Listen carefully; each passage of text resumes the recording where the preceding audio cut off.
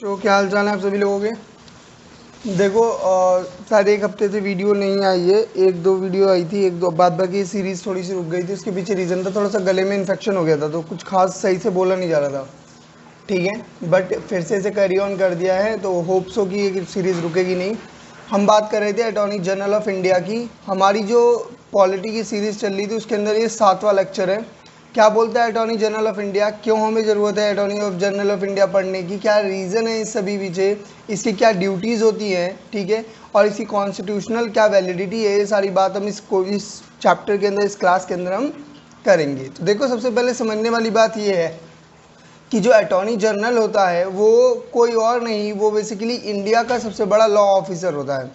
India का सबसे बड़ा लॉ ऑफिसर होने का मतलब क्या है कि जब सुप्रीम कोर्ट या हाई कोर्ट में जब गवर्नमेंट ऑफ इंडिया को किस चीज़ की ज़रूरत होती है, गवर्नमेंट ऑफ इंडिया को ज़रूरत होती है एक लॉयर की, तो एज एक लॉयर काम करता है on the behalf of Government of India. It's called the Attorney General of India.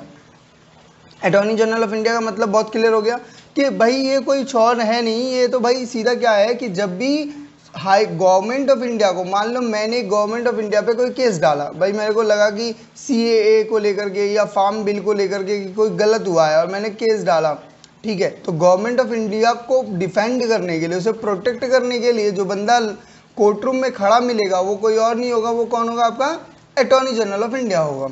ठीक है, इसकी कॉन्स्टिट्यूशनल वैलिडिटी को देखते हैं अगर हम, तो पहली बात तो ये एग्जीक्यूटिव का पार्ट है, और एग्जीक्यूटिव का पार्ट होने का मतलब क्या हो गया कि इसकी अपॉइंटमेंट जो है वो कौन करके देगा, इसकी अपॉइंटमेंट करके देगा आपका प्रेसिडेंट। दूसरी बात ये हाईएस्ट लॉ ऑफिसर है, इसका मतलब है कि भाई इससे बड़ा कोई नहीं है in the name, in the position of law officer. उसके बाद ये पावर इसे देता कौन है, तो इसे पावर देता है आर्टिकल 76, जो बोलता है कि भाई अटॉर्नी जनरल ऑफ इंडिया होना चाहिए। हमने पढ़ा है क्या, आर्टिकल 52 के अंदर हमने पढ़ा कि भाई प्रेसिडेंट होता है। हमने 62 के अंदर पढ़ा कि भाई क्या होता है आपका, वाइस प्रेसिडेंट होता है। हमने उसके बाद 74 में पढ़ा, 75 में पढ़ा हमने कि क्या चाहिए हमको, PM होता है। उसके बाद उसकी काउंसिल होती है, और उसके बाद 76 के अंदर, 74-75 के अंदर, और उसके बाद 76 में क्या है, अटॉर्नी जनरल होता है। और ये सारे के सारे ही क्या है आपके यूनियन एग्जीक्यूटिव के पार्ट है। जबकि इस समय जो वेणुगोपाल जी हैं, के वेणुगोपाल जी हैं, वो कौन है आपके 15th attorney General of India हैं। आपके लिए इसमें क्वेश्चन ये है कि आप मुझे बताओगे कि first attorney General of India कौन थे। ठीक है बच्चों, यहाँ तक तो बात सभी को क्लियर हो रही है। चलो आगे देखते हैं इस बात को। अब बात करते हैं अपॉइंटमेंट और एलिजिबिलिटी कि भैया अगर किसी को अटॉर्नी जनरल बनना हो तो कैसे बनेगा। भाई इसकी कोई भी क्वालिफिकेशन स्पेसिफिकली अलग से नहीं है, इसकी सिर्फ एक यही क्वालिफिकेशन होनी चाहिए कि अगर वो बंदा क्या बन सकता है, जज ऑफ सुप्रीम कोर्ट बन सकता है। यानी कोई भी पर्सन इसलिए क्वालिफाई है कि वो क्या बन सकता है, जज ऑफ सुप्रीम कोर्ट बन सकता है, तो इसका मतलब है वो क्या बन सकता है, अटॉर्नी जनरल ऑफ इंडिया भी बन सकता है। और इसकी अपॉइंटमेंट कौन करता है, प्रेसिडेंट ऑफ इंडिया करता है on the advice of the government. और what is the meaning of government, तो गवर्नमेंट का मतलब यहाँ पर है आपके PM and his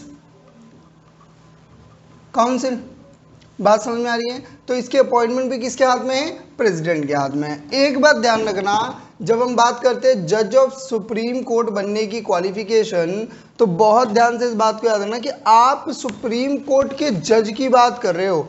chief justice of India जो होता है ना सुप्रीम कोर्ट के अंदर, उसकी कोई स्पेसिफिक क्वालिफिकेशन नहीं होती है। जो सबसे सीनियर मोस्ट जज होता है सुप्रीम कोर्ट के अंदर, ठीक है, वही चीफ जस्टिस ऑफ इंडिया बनता है। अच्छा, अगर किसी को हम कहते हैं कि एक जज की क्या क्वालिफिकेशन होती है, तो पहली क्वालिफिकेशन क्या होती है, उसको क्या होना चाहिए, इंडियन होना चाहिए। दूसरी बात क्या होनी चाहिए उसके लिए, भाई वो कम से कम हाई कोर्ट के अंदर, क्या कम से कम हाई कोर्ट के अंदर कितना, 5 साल तक क्या रहा हो, जज रहा हो। या अगर ये भी नहीं है तो मस्ट भी एडवोकेट होना चाहिए कम से कम कितने सालों तक, हाई कोर्ट के अंदर 10 साल तक एडवोकेट रहा हो। आप कह रहे हो सर ये भी नहीं हमारे पास, तो हमने कही अच्छा, और हो सकता है कि ये क्या हो, भाई प्रेसिडेंट की नज़र में बहुत अच्छा क्या हो, लॉ ऑफिसर हो, यानी लॉ से रिलेटेड किसी पोस्ट पर हो। ठीक है, अगर इनमें से कोई भी चीज़ हो रही है तो वो क्वालिफाई है to appoint as a Supreme Court का जज, और सुप्रीम कोर्ट का जज बन सकता है, तो यानी वो क्या बन सकता है, अटॉर्नी जनरल ऑफ इंडिया भी बन सकता है। होप इट इज क्लियर बच्चों, आगे बढ़े। तो बहुत क्लियर सी बात है, ये बहुत बड़ा कॉन्सेप्ट है नहीं। ड्यूटी एंड फंक्शन, भाई साहब क्यों रखा है, मतलब हमको क्यों काम दिया है, नौकरी देने के पीछे रीज़न क्या है। भाई किसी को भी कोई काम मिल रहा है तो उसके पीछे कोई तो रीज़न होगा ना, कोई किसी को फ्री में तो काम देगा नहीं, तो उससे कुछ तो काम करवाएगा, कुछ तो उसकी ड्यूटीज़ होंगी, कुछ तो उसके फंक्शंस होंगे। तो हम वही बात करने जा रहे हैं कि इसकी ड्यूटीज़ क्या है, इसके फंक्शंस क्या हैं। तो देखो, इसकी जो सबसे पहली ड्यूटी है वो क्या है, एडवाइस करना। किसको एडवाइस करेगा भाई, गवर्नमेंट ऑफ इंडिया को। किस मामले में, लीगल मामले में, यानी कि जो भी लीगल मैटर होंगे उन सभी में एडवाइस करने का काम करेगा। क्या अपनी मर्जी से एडवाइस करने लगेगा, बिल्कुल नहीं। जब तक कि उससे एडवाइस मांगी नहीं जाएगी, जब तक एडवाइस करने का राइट इसके पास नहीं है। ये जब एडवाइस मांगी जाएगी तभी ये क्या कर सकता है, एडवाइस दे सकता है। ठीक है बच्चों, एक बात तो क्लियर हो गई। दूसरी बात क्या है, to appear on the behalf of Government of India. Government of India के बिहाफ पे क्या करता है, अपीयर होता है, और ये किसी भी कोर्ट में जा सकता है। देखो हमारे यहाँ पे कोर्ट सिस्टम कैसा है, कुछ इस तरीके का, High Court, Supreme Court, then फिर हर डिस्ट्रिक्ट, हर स्टेट में हाई कोर्ट, एंड देन उसके बाद डिस्ट्रिक्ट कोर्ट। तो डिस्ट्रिक्ट कोर्ट हो, सबऑर्डिनेट कोर्ट्स हो, हाई कोर्ट्स हो, सुप्रीम कोर्ट हो, कहीं पर भी जहाँ पे भी गवर्नमेंट की ज़रूरत है, गवर्नमेंट को रिप्रेजेंट करने की ज़रूरत पड़ेगी, वहाँ पर ये जाएगा। बात समझ में आ रही है। अच्छा, जो भी रेफर, क्योंकि इसे अपॉइंट कौन कर रहा है, प्रेसिडेंट। और प्रेसिडेंट और सुप्रीम कोर्ट बेसिकली, प्रेसिडेंट अगर कोई केस रेफर करता है किसके पास, अटॉर्नी जनरल के पास, आर्टिकल 143 के अंदर, तो वो भी केस इसे लेना पड़ेगा, क्योंकि basically he is adviser of the President. Okay, right and limitations, क्या क्या भाई की लिमिटेशंस हैं, क्या क्या इनके अंदर इसके पास राइट हैं और क्या क्या लिमिटेशंस हैं। तो देखो, अगर हम बात करें राइट्स की, तो भाई के पास एक तो क्या है, राइट टू स्पीक है, जाके बोल सकते हैं। कहाँ पे भाई, कहाँ पे, पार्लियामेंट के अंदर। पार्लियामेंट में बोलने का भी हक है इनके पास, और इनको क्या करने का, इनको प्रोसीजर्स में भाग लेने का भी पार्ट है, और वो सारे बेनिफिट्स मिलेंगे जो एक मेंबर ऑफ पार्लियामेंट को मिलते हैं। ये बात भी क्लियर होगी। बट लिमिटेशन क्या है भाई, वोटिंग राइट नहीं है, क्या नहीं कर सकते, वोट नहीं डाल सकते। आपको पता है ना, किसी भी मामले में कोई रेजोल्यूशन पास हो रहा है तो वहाँ पे क्या करना पड़ता है, पार्लियामेंट में वोट डालना पड़ता है। तो सब कुछ कर सकते हैं, बट पार्लियामेंट के अंदर क्या नहीं कर सकते, वोट नहीं डाल सकते। ठीक है। अच्छा, ये किसी भी तरीके की प्राइवेट लीगल प्रैक्टिस नहीं कर सकते। ठीक है, किसी भी तरीके की प्राइवेट लीगल प्रैक्टिस नहीं कर सकते, यानी after retirement as Attorney General, उसके बाद he was not able to take the part as a private legal advocate, की गई छतरी वतरी लगा करके वकील बने फिर रहे हैं, ऐसा नहीं अलाउ है।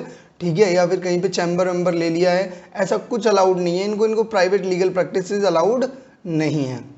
He should not advise and hold behalf अगर against of the government.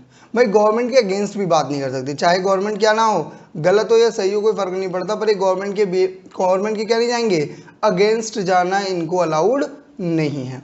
Clear है बात। एक और वर्ड देखने को मिलता है बच्चों, एक और वर्ड मिलता है, आप देखोगे बुक के अंदर तो आपको मिलेगा क्या,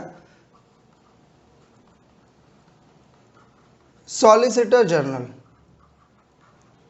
ठीक है, सॉलिसिटर जनरल जो होता है वो कोई अलग से कोई बेसिकली क्या नहीं है, ये आपकी किसी भी तरीके की कॉन्स्टिट्यूशनल पोस्ट नहीं है, ये सिर्फ क्या है, ये एडिशन है, यानी हेल्प कह लो, जो हेल्प कर रहे होते हैं किसको, अटॉर्नी जनरल को, या ये कह सकते हैं अटॉर्नी जनरल के जो असिस्टेंट्स होते हैं, ठीक है, उनको क्या बोला जाता है, सॉलिसिटर बोला जाता है। ठीक है, बात क्लियर है यहाँ तक बात, इसमें किसी को कोई डाउट तो नहीं है बच्चों। चलो, ये रहा एक क्वेश्चन जिसका आंसर आप लोगों को कमेंट में बताना है। क्वेश्चन क्या है, which one is not true, which one is not true about the Attorney General of India. He is a legal adviser of the Government of India, his tenure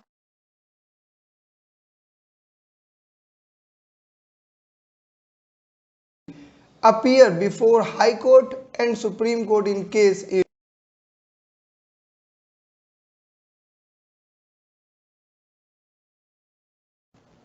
मेरी classes जो थी वो basically definitely थोड़ी सी बंद हुई हैं, उसके पीछे मैंने आपको पहले ही रीज़न बता दिया है।